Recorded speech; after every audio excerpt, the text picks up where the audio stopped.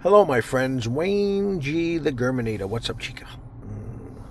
So, a little bit about Caitlin Clark and Olivia Miles. So, a lot of people trying to say, a lot of racists are trying to say Olivia Miles is better. Well, here's the deal, guys. Olivia Miles went to a loaded team, Minnesota Lynx, they're called.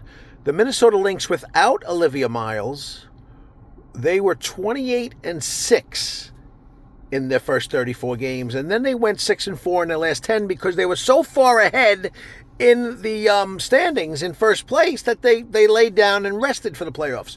So they were 28-6 last year. What are they right now with Olivia Miles? They're 30-7, which actually is a worse percentage. It's right there, right around the same record. So the point is, Olivia Miles hasn't made the Minnesota Lynx one speck better. Now, I did a little more research. What did Caitlin Clark do to the Indiana Fever the first year? She came in 3 years ago. What did Caitlin Clark do to the record of the Fever, the Indiana Fever? Well, Caitlin Clark did this, my friends. They were 13-27 the year before Caitlin Clark, and now the first year with Caitlin Clark, they're 20-20. Right? Now, 2 years later, what are they? 24-12 right now, I believe? Right?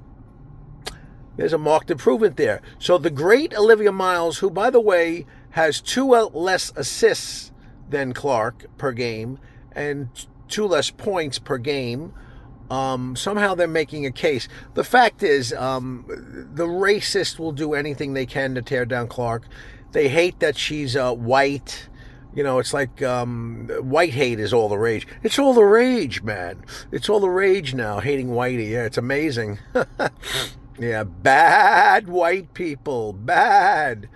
So, yeah, Donald Trump gets all the hate too, right? Yeah. Put Donald Trump. If Donald Trump was a black Democrat and doing the same exact things, they'd have him on Mount Rushmore.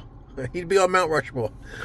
It's hilarious. Anyway, let me not get sidetracked. So, Caitlin Clark and Olivia Miles, it's no comparison. Look what they do to their teams. Now, people like to talk about turnovers with Clark. Clark is on a phenomenal pace. The last 12 games, she's been amazing. She's like 28 points a game, almost 10 assists a game, because she's been healthy the last 10, 12 games. So they're talking about turnovers. All the racists love to say, oh, she has a lot of turnovers. And she does have 1 or 2 more turnovers a game than most point guards. But the reason is being, this is the highest scoring team in the history of the WNBA. So she plays a high, fast-paced pressure game where they're always moving. And you're going to have turnovers. You know who had a high turnover rate? John Stockton had a lot of turnovers. LeBron James, even though he played a long time, is the leading turnover guy in the NBA. Many other great players. This is what happens when you have a high volume game where you're constantly running the point. If you don't know what you're talking about with basketball, that's what happens.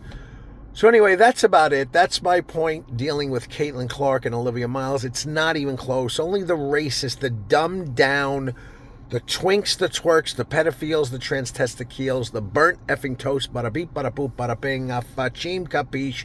Those are the people that hate on Clark. Because it's in fashion to hate on whitey.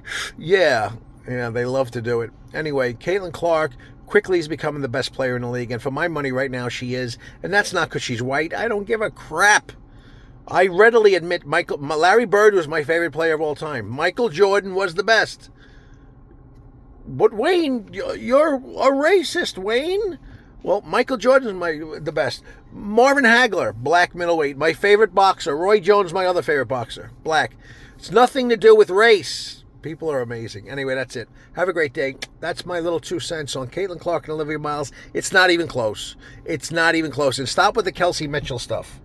All right, guys, I got to run. Bye-bye.